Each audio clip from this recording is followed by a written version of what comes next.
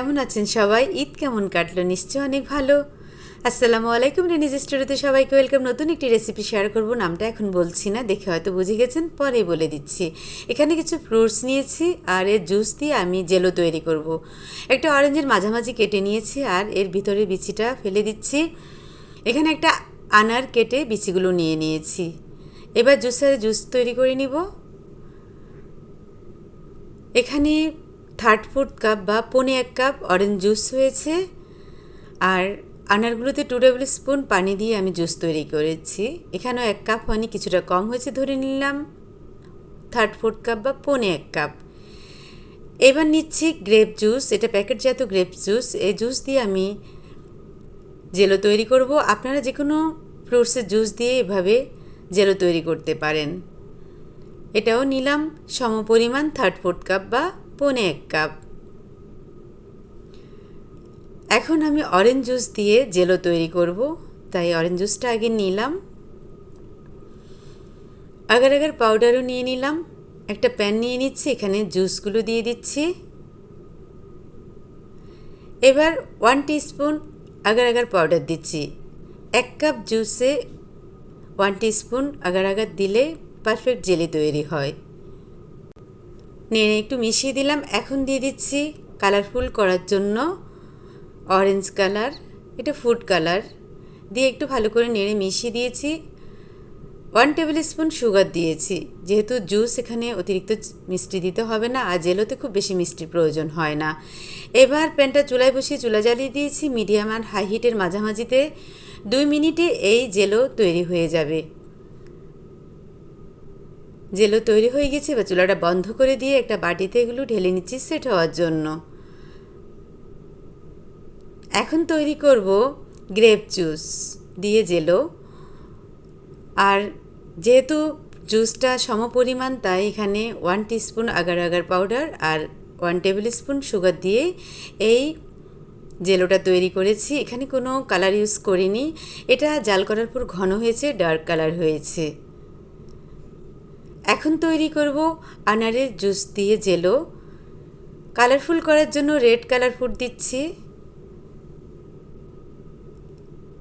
এটা তো সমপরিমাণ আগার পাউডার আর সুগার দিয়ে জেলো তৈরি করে নিয়েছি 2 মিনিটে। এবার একটা বাটিতে সেট হওয়ার জন্য রেখে দিচ্ছি। খুব অল্প সময়ে জেলো তৈরি হয়ে যায়। তারপর আমি এগুলো একটু ঠান্ডা করে রেফ্রিজারেটরে রেখে দিচ্ছি। এতে আর একটু শক্ত হবে, ভালো হবে, সেজন্য দিচ্ছি। আপনারা ওইভাবে রেখে দিতে পারেন বা বাইরে রেখেও জেলো তৈরি করে নিতে পারেন। এবার দুটো তৈরি করে নিব। একটা প্যান নিয়েছি, এখানে 1/2 litre full cream liquid milk দিয়েছি। এগুলো জাল করা কুসুম গরম দুধ দিয়ে দিচ্ছি। 1/4 cup full cream milk powder নেড়ে ভালো করে মিশিয়ে দিচ্ছি এখানে 1/2 কাপ সুগার দিয়ে দিচ্ছি। এখানে 1 টেবিল স্পুন আগার পাউডার খুব ভালো করে নেড়ে মিশিয়ে নিচ্ছি। এখন চলে যাব চুলায় প্যানটা বসিয়ে চুলা জ্বালিয়ে দিচ্ছি মিডিয়াম আর হাই হিটের মাঝামাঝিতে। 3 থেকে 4 মিনিট জাল করলে দুধটা তৈরি হয়ে যাবে।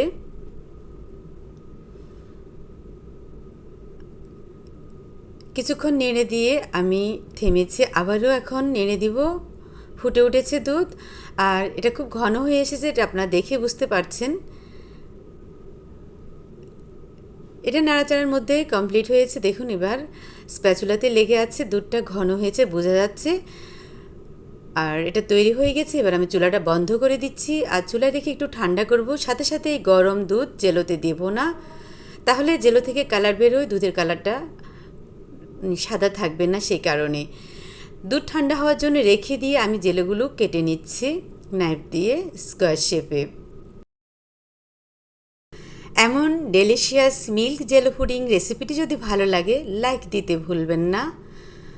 আর এই ভালো লাগা থেকে আমার চ্যানেলটিকে সাবস্ক্রাইব করবার রিকোয়েস্ট রইল।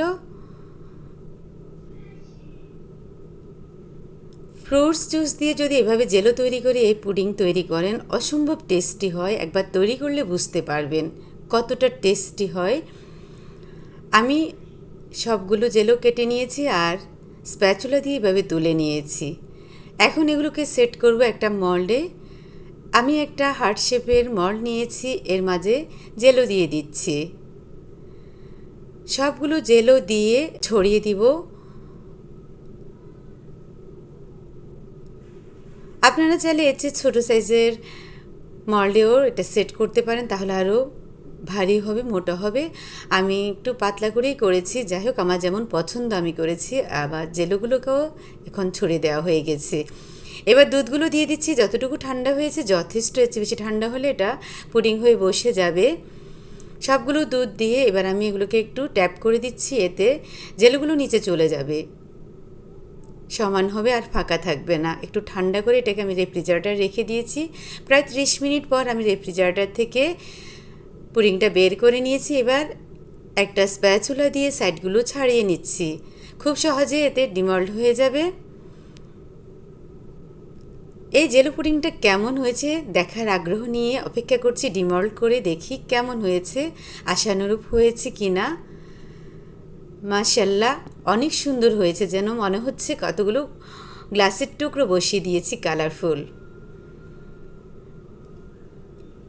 এখন আমি একটা পিস কেটে নিচ্ছি আমার পছন্দ মতো করে। আমি একটু বড় সাইজেরই কেটে নিচ্ছি। হাতে নেওয়ার পর আপনারা দেখতে পাবেন এটা কতটা গ্লসি হয়েছে, কেমন গ্লেজ করছে। এবার একটা সার্ভিং ডিশে নিয়ে নেব। তৈরি হয়ে গেল ব্রোকেন গ্লাস জেলো পুডিং। আশা করি রেসিপিটি ভালো লেগেছে। তৈরি করে দেখবেন, নিরাশ হবেন না। আজ এই পর্যন্ত আপনাদের সাথে ছিলাম। সবাই ভালো থাকবেন, আমার জন্য দোয়া করবেন। Thanks for watching. আল্লাহ হাফেজ।